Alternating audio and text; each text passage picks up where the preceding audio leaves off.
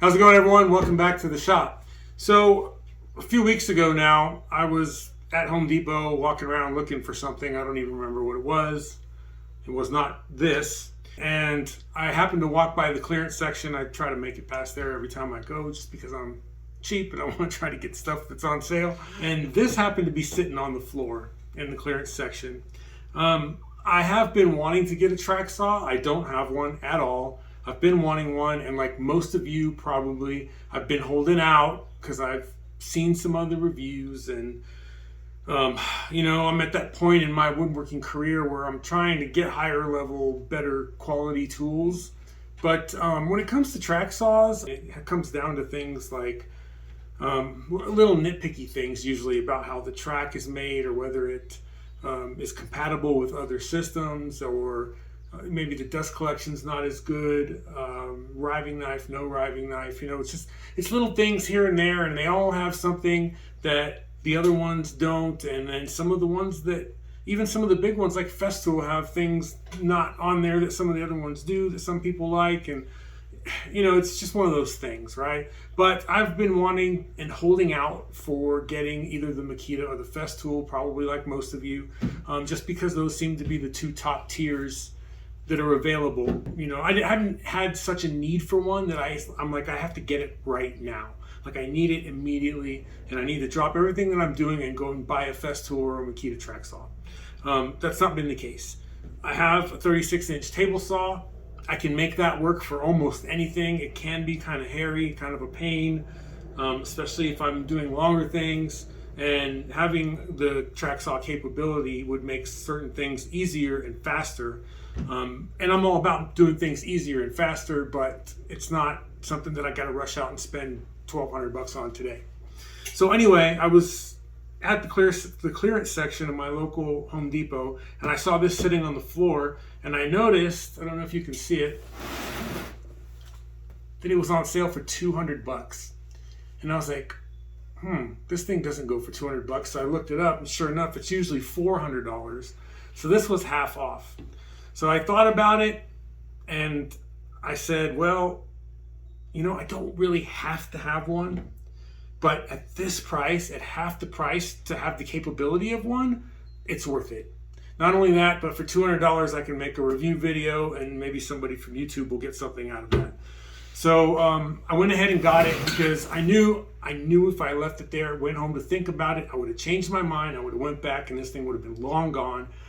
So today I'm going to take it apart because I'm going to be cutting up a whole bunch of sheet goods for some cross jigs that I'm making for some of you guys, actually. And I decided I'm going to use this because I need to get it out. I need to use it. I need to make sure it works so that I can take it back before my 30-day window expires in case there's something wrong with it, or if it's missing a part or whatever. I haven't even opened the box yet. So we're going to do that today. If you want to see what I think about this thing, then stick around. That's what we're going to do.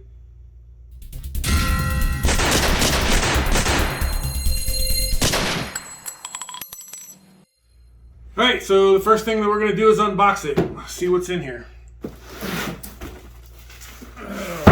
Slides out like this. So, good sign. The book is there. The blade is there, and it's not used. I was afraid I was going to open this thing and the blade was going to be installed and have sawdust all over the place. The battery is still packaged. Not charged, but that's okay because I have a few of these that are already charged. Oh, actually,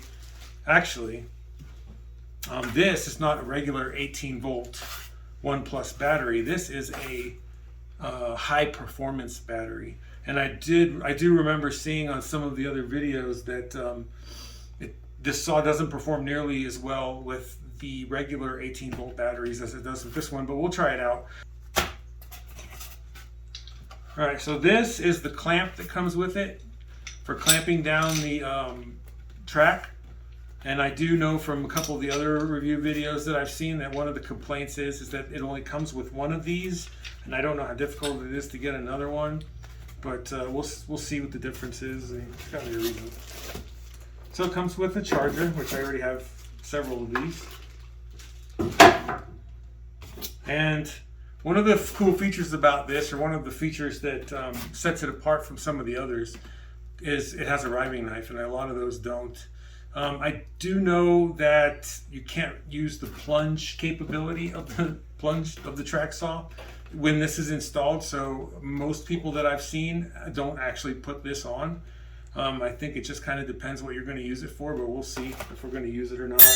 We'll probably use it anyway just to see how it works. I mean, the packaging's good, like any other packaging, completely covered up and protected. All right, we'll come back to this in a second. There's more.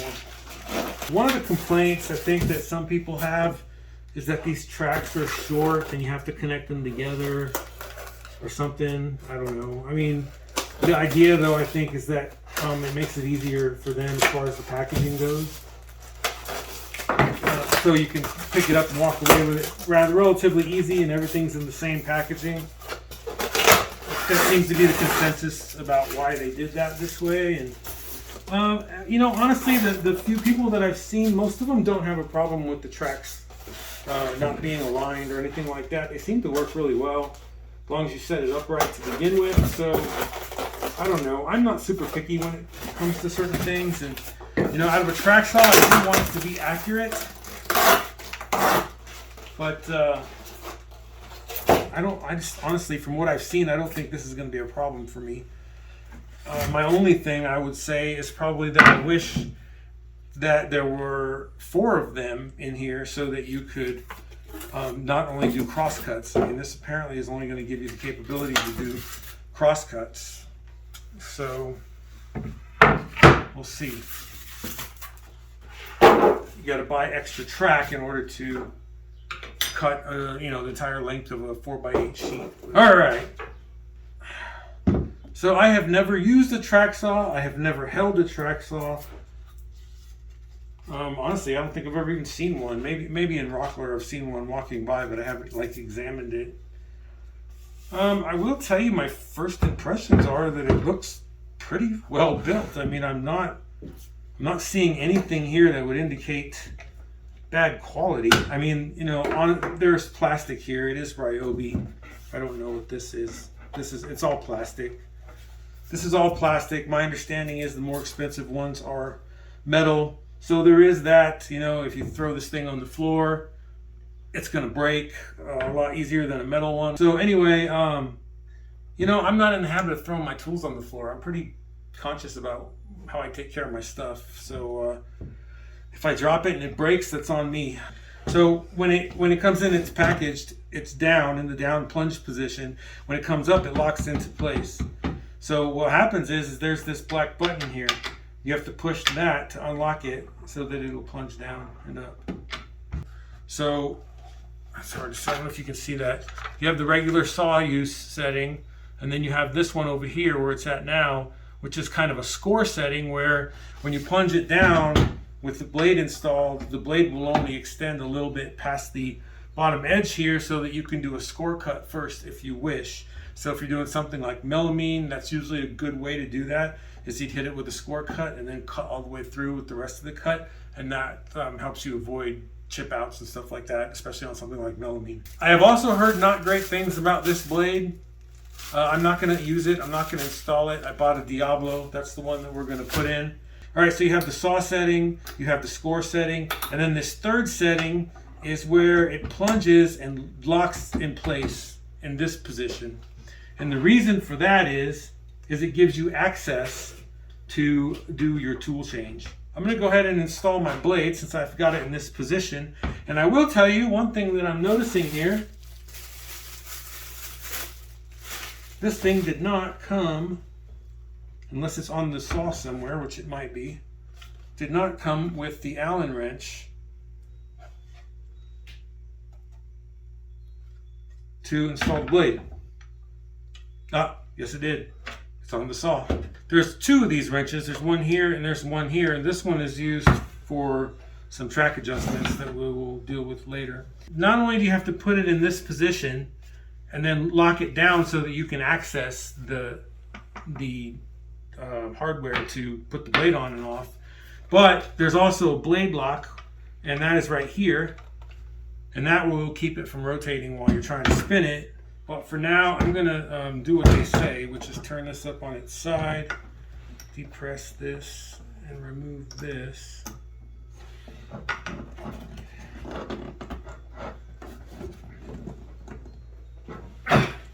God.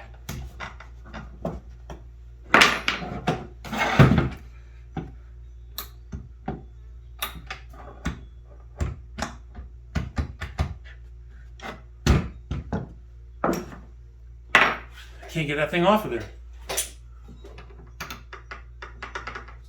All right, let's try this.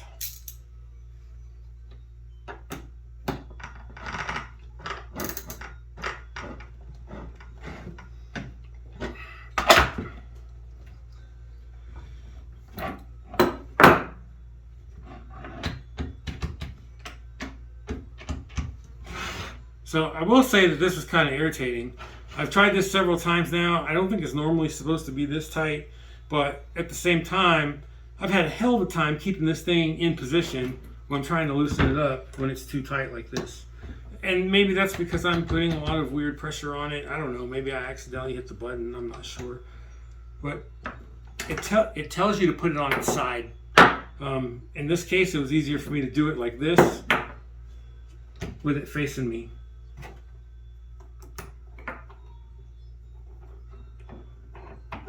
See, now it's coming out just fine. I don't know what the deal was with that, but... All right. So, there's this washer. All right, let's get the blade. Not only is it hot, I got a bunch of flies in here that are driving me nuts on top of that. First world problems. So anyway, it has an arrow on here that tells you the blade rotation, so you want to make sure that you get it in the right position. So with the Diablo blades, you're going to put the Diablo branded side facing in instead of out. So that's easy enough. Just slid right in there. Fits perfectly on there. This is a 6.5 inch blade, by the way, that fits on this. Then you put the washer back on, and your screw.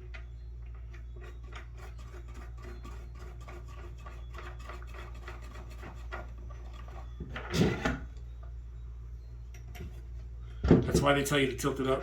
Because if you had it down, I don't even know if I'm hitting that thing or if it's just popping up on its own, but it's irritating me more than a little bit. There it goes again.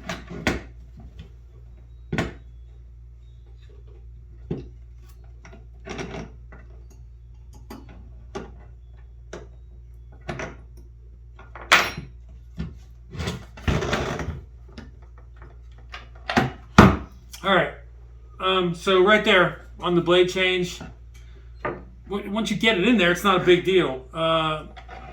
This mechanism that locks it in place, at least on this particular saw, is not great. I don't know if it's a flaw in this saw or if that's a problem with all of them, but man, you know, I guess as long as this thing isn't over tightened, it's not that big of a deal. But yeah, that's kind of a pain in the butt. Don't care for that much. Is it a deal killer? No, you can work around it. But yeah, it irritated me, especially when I'm in here in like 95-degree heat trying to do this, sweating with no fan blowing on me. I suppose if I wasn't filming and I was doing this with the fan on, it wouldn't be half as bad, but that's where we're at. All right. So now we're gonna put the tracks, or actually we'll put the riving knife on, then we'll put the tracks together. All right, so removing and installing the riving knife is very similar to the blade. You have to put it in the blade change position, lock it into that position, and then right here is another hole or cutout where you can access the screw that holds the riving knife in place. So let's see if this is going to be any easier to do than the blade was. All right, so this one wasn't anywhere near as tight. So it says back it off a few turns, but do not remove it. So that's what we did. And then you install the riving knife. Yeah, okay. So it's got the slot in there. There it goes again. There's no way I hit that. It's irritating. All right. So there's the screw that goes through there and you slide it in. Now, logic would tell you that you would want to stop in this space that has to cut out for the screw, but that would leave you too far away from the blade. And the directions actually tell you. Now I can't get it either. Really starting to irritate me now. What is going on? It's got to be something that I'm doing.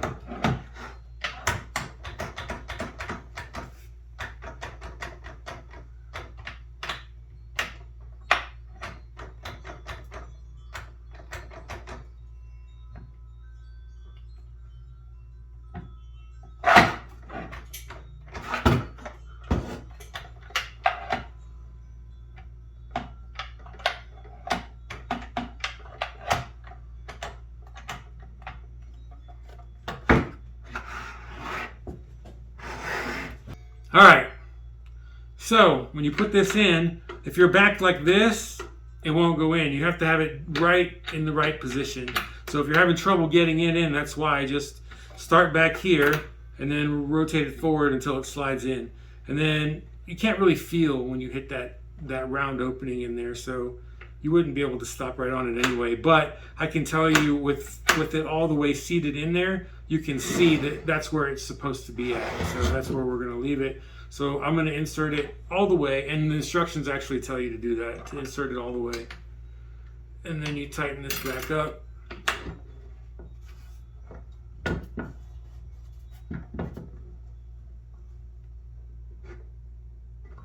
And hopefully this thing won't pop in and out on you like it's doing to me. But yeah, it looks like it's lined up good. But as you can see, now you can see why you can't plunge cut with the riving knife on. Because the riving knife is actually below the blade.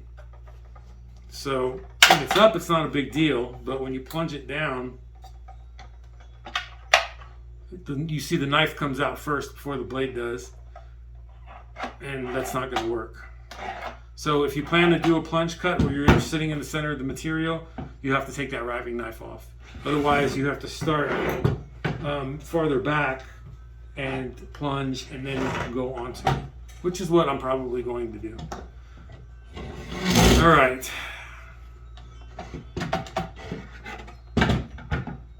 So this thing locks in the upward position all by itself no matter where you're at. And it seems to stay there, but you don't have a spring pushing it. And it really can't go past there anyway without breaking something. So yeah, I don't know what the deal is with that blade change position. It just does not want to stay there for me. I'm thinking this can't be normal. I'm thinking this can't be the usual circumstance with this $400 saw. I must just have a defective one. But for $200, I have a track saw, and if that's the only thing that's wrong with it, I can live with it. All right, so we've got the blade in, we've got the riving knife in. Now I need to figure out how to adjust it, and then we're going to get set up and try cutting and see what happens. Actually, we need to put the tracks together first.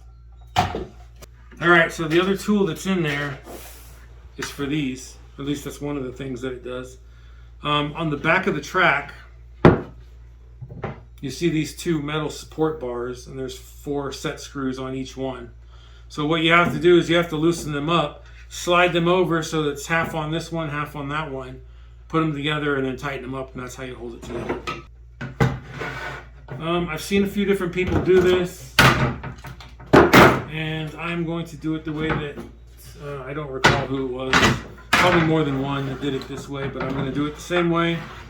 Anyway, I'm just going to butt them up together here. Move these into place. That was easy enough. Roughly centered. And then I'm going to grab a straight edge. hold them up against the straight edge to keep them straight, and then tighten them down. Seems to look pretty good. It looks like they're pretty straight. So, all right, so now we've got this thing put together. Looks good. It looks straight. Let's see how this thing sits on here.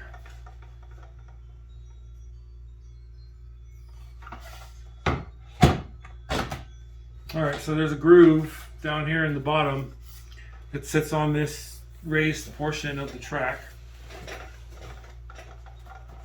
And it just sits on there. And then the blade hangs over, and this rubber piece is, oh, you see that? This rubber piece on the end is extra long. So what you have to do is that you have to trim this first. You have to run this, run the saw along there and trim that down, and that is the straight line that you will use when you line up for your cuts. All right, so this here is the plunge adjustment mechanism. The way it works is you have this black plate that has these little tiny teeth on both sides of it. Then you have this green plate that sits on top, and on the bottom side of that, it also has those little tiny teeth. You know, I don't think this is the best design for longevity, particularly considering that these are all plastic. They're very, very small. So, I mean, even just the slightest bit of friction over a certain amount of time is going to wear those down pretty quickly and easily, I would think. I could be wrong, but that's what it seems like. So I have seen some other people that do videos on this thing that complain about how difficult this is to move. And when you do it, you'll see them, they'll loosen it up, and you can hear them doing that to it. I would suggest to you, do not do that. I am not going to do that. Because, again, plastic on plastic, little tiny teeth, grinding them back and forth every time you move it.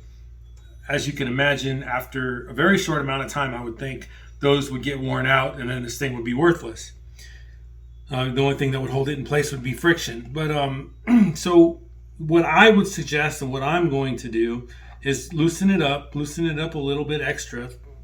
And if you pull this out to the point that it's not contacting, then it moves pretty easily. It moves pretty easily, excuse me. And it doesn't grind against each other.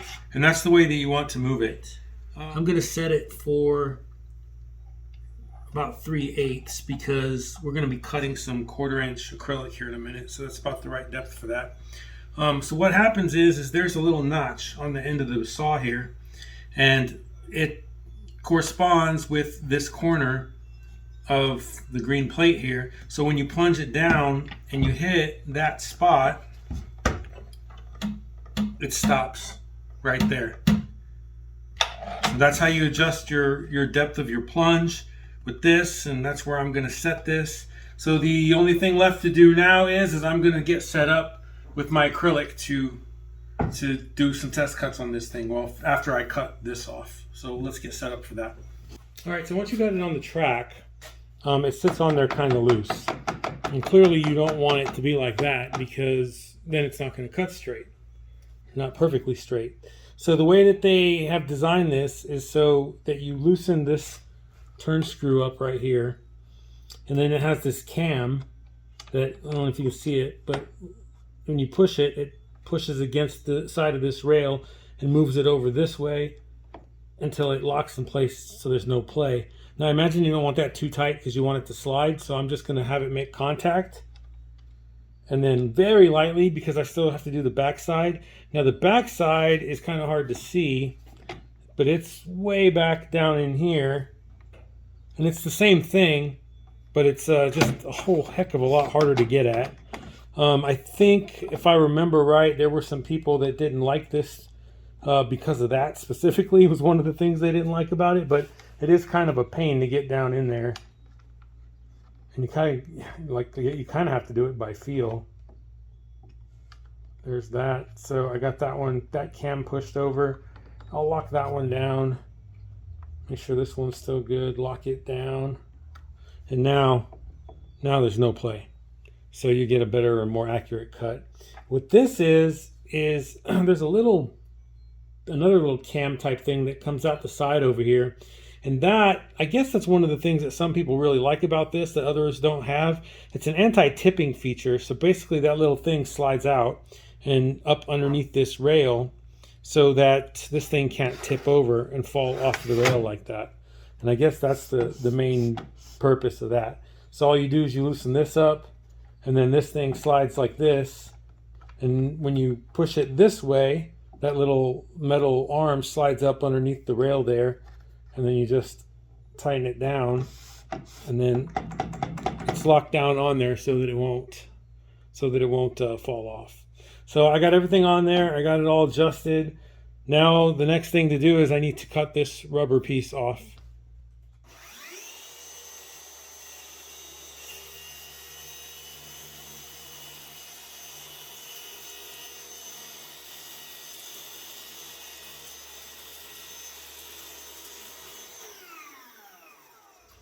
All right, I didn't hook it up to the dust collection because I didn't think it was going to make that big of a mess. Clearly, I was not completely accurate about that. But it looks like it worked well. I got a nice straight line here on the rubber. So we should be good to go. Now I'm going to get it set up on here, and we'll get it cut on there and see what happens. This particular cut is actually a pretty good example of why I would need a track saw to begin with. Because ideally what I would want to do with this is do a rip cut all the way down. I could do that with the table saw. It would be very, very difficult in my current setup because I don't have any kind of an in-feed roller or anything like that. And because this stuff is so bendy, it would be really hard to keep it flat, and that would be kind of a dangerous cut in that circumstance. I wouldn't do it that way. I would jerry rig something underneath it to help stabilize it, but this is a perfect example of why I would use this. And then again, trying to make a cross cut on an 8-foot sheet, it can be done, but not easily. I'd probably have to get somebody else out here to help me to hold up the long side of it. And instead, it's easier for me just to set up the track saw real quick on top of the table here, cut it in half. Then I roughly have two 4x4 pieces, which are then much, much, much easier to cut on the table saw.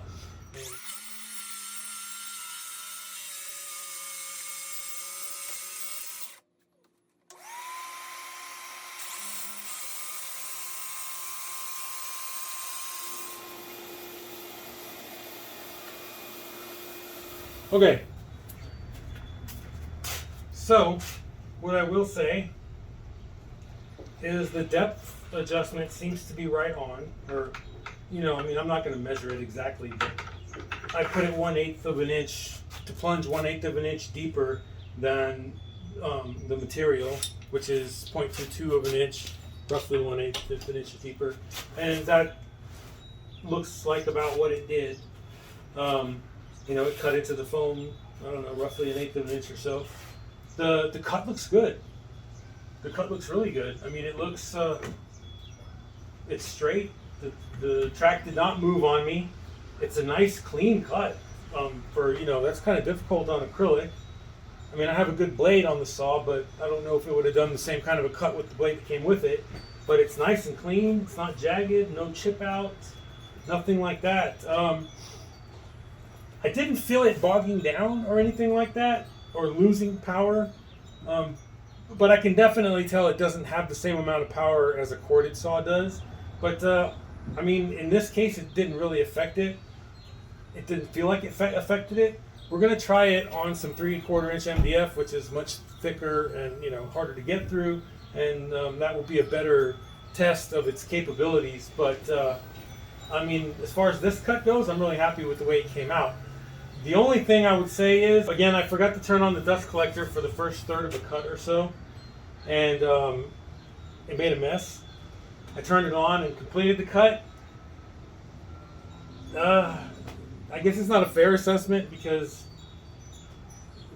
I made part of the cut without it, but it didn't seem like it affected it all that much. So as far as I can tell right now, the dust collection is not great on it. Now, maybe that'll play out differently. I'll turn it on from the beginning on the MDF. So let's get the MDF set up, and we'll cut that and see what happens. But I'm very happy with the quality of the cut. It looks good. It makes my life easier. Now I can do the rest of my cuts on the table saw, and I don't have to wrestle with this 8-foot sheet. And that's kind of the whole point, right? I mean, that's the whole thing. Or let's say you're making a table and you just need to trim the edge of it. That's what something like this is good for, in my opinion. I'm not going to use it a lot, but we'll talk about that later. Let me get the MDF set up. All right, so I got the MDF set up here. This is going to be a little more tricky because of the way that I need to cut this. I actually need to do a cut, right? Well, not up the middle, well, pretty close to up the middle of it, and I can't go across this way anywhere near the middle, so I'm going to do 2 cuts on it. I'm going to cut about 13 inches off of the bottom, and then I'm going to make a long cut up here. Now, this is the biggest drawback to this saw, in my opinion, is you get 2 fence pieces, which come out to like 52 inches. I think they're 26 inches each, which is perfect for doing a cross cut. Obviously, it's not anywhere near enough for a 97-inch long sheet of MDF. So what I think I'm going to have to do here is I'm going to set it up, make the cut close to the end, and then I'm going to have to move it to the other end and then cut the rest of it that way. It shouldn't be that big of a deal because I'll leave marks all along, and as long as those marks are lined up with the edge of the rubber piece, it should cut perfectly. But also what I'm going to do is I'm going to leave about 1/8 of an inch extra so I can clean it up on the table saw just in case, because, well, I have OCD and I don't trust anything. You know, I suspect it'll cut it just fine, but you know, I'm adding in the extra steps of moving the track, and, like, you know, I don't want to take any chances. So I'll leave it to clean up, but we'll judge it afterwards. I'll measure it in different spots and we'll see how well it did. But in any case, that's what I'm going to do. So I'm going to cut a little bit off the end, then I'm going to make a long cut. See how it works. Oh, and also, I went back and watched the footage after we filmed that last cut on the acrylic. From what I can tell, it looked like the vast majority of that dust, the acrylic chips that came off, they were all over the place. It looks like most of it came from before I turned the dust collection on, and then after I turned it on, once I finished the cut, it didn't look like much escaped. So I'm hoping that the dust collection is actually much better than I thought it was, and it'll perform much better on these cuts, as long as I remember to turn on the dust collection before I start. All right, so let's get it set up. Probably better safe than sorry to add the extra clamp on that end. I really don't want this cut to get messed up. So, considering that, it would be better if, I don't know why I mean, how much could that thing possibly cost? Seriously, I mean, what does it cost them to make that, $2 or $3? They should have thrown another one in there. Yeah, I'm in that camp now. I think there should be 2. All right, so I'm going to trust this depth again. This time we're going to set it to, this is 3/4 of an inch, so I'll set it to about 1 inch. Set it to about 7/8. So it should barely kiss the foam going through there, but it should cut all the way through. So let's turn on the dust collection and then give this another shot.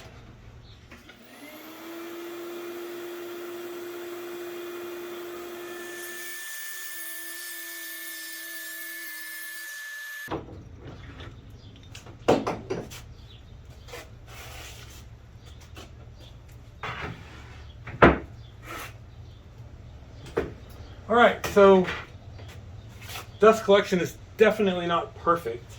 There's still quite a bit that came out. I think some of that was coming out of here. I believe I had a couple of things going on that I noticed. One, the hose was getting caught on the end of the track and causing it to hang up a little bit. I think that's the source of the friction or the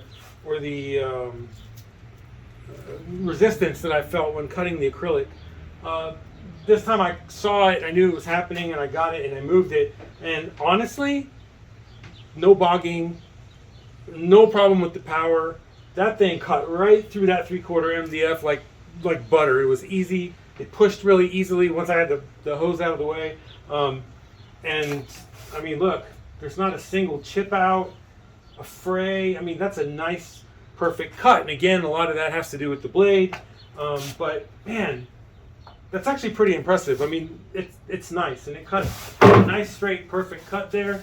Man, I just can't complain about that at all. And yep, I mean, the depth seems to be pretty accurate anyway, accurate enough to the fact that if you set it about 1/8 of an inch deeper than what you want to cut, it's going to cut about 1/8 of an inch deeper, and it'll get all the way through your material. So I'm actually pretty happy with that. Now, there are some aftermarket things that you can buy for this. I've seen them. I was looking before I made this video on them on Etsy, and like some of those are a cap to cover this, which supposedly improves the dust collection quite a bit because you don't have any escape coming out of there. And the other one was there's a thing you put on the end of the track to keep the hose from binding up like that, amongst a couple of other things. I don't remember where there's a few different things that you can get that are 3D printed accessories for these things that are they're not that expensive. For like something like $20-30 you can get a set with all the different pieces in it. Heck, you might even be able to get another clamp, I don't know, but this is something I'm going to look into for sure, getting another clamp. I did clamp it down on the other end and that worked, but when I got to that side, it got in the way and I had to move it. Even if I would have put it a little bit farther over, I don't think it would have helped because it was hitting the underside of the motor, and it you know, it is what it is. But I think definitely 2 of these would be much better than 1. So that is a definite big problem. Not a problem, but I mean, come on, Ryobi, like, you couldn't throw another $2-3 clamp in there? I mean, seriously, it would be really helpful to have it. Anyway, so now I'm going to try to get set up for this shaky cut that I'm going to do all the way along. So let's see how that goes.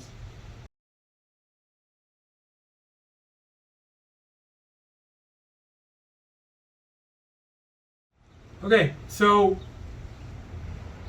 it came out good. I'm glad that I gave myself a little bit of extra room to trim because it looks like it shifted a little bit on me as I was cutting. It's the only thing I could think of. There's one spot here where it was off by like a 30-second, like hardly at all. But if you need it to be a perfectly straight and accurate cut, you definitely need to buy the extra tracks. I mean, this works fine if you're going to clean it up on the table saw, which I am, and it's going to be just fine. But if you need that cut, if you absolutely need that cut to be perfect, you need to buy the other tracks because that's the only way you're going to get it perfect, I think. Because you can't clamp it down on both ends otherwise.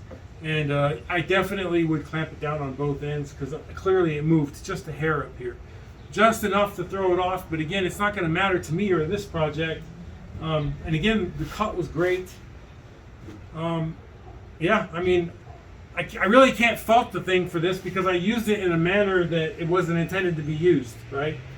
I'm sure they don't want you to use it to make a almost 8-foot cut when you only have 52 inches of track, right? And then make half of it and then move it and then make the other half. I mean, that's not what it was designed to do. It'll work that way. It did work that way, and I'm happy with it. But I am going to have to do some cleanup on the table saw. But other than that, it's good. So let me get this stuff all cleaned up off of here, and then we will move on to my final thoughts on it. All right, so what are my final thoughts on it? It has some issues. Particularly this one that I got. It really needs that second clamp.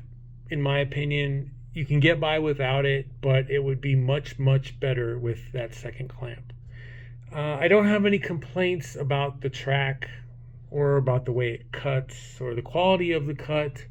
The track is not compatible with other brands, but I'm not sure why you would even have one of these to put onto a Festool or Makita track if you had one of those.